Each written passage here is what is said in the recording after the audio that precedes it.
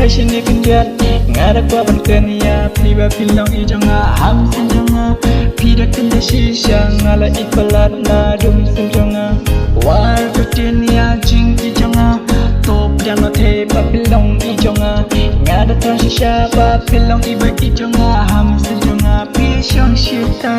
yara no jonga pila penjam shisha putih ba ijonga ngam pa bandu no yapi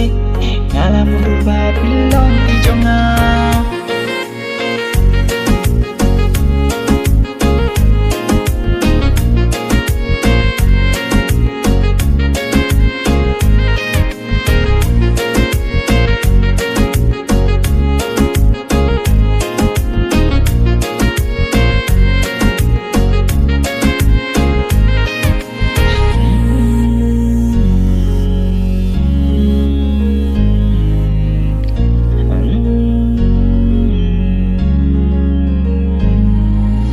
Nadunang kong bangayo iapi piay marwe hanti bangasyong ngayo iya dur padbapo sa merkijong pi ngada tik tik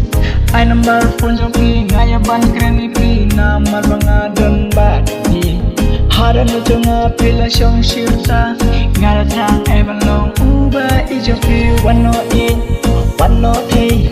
hajingim jonga to syong baroh shirta wano te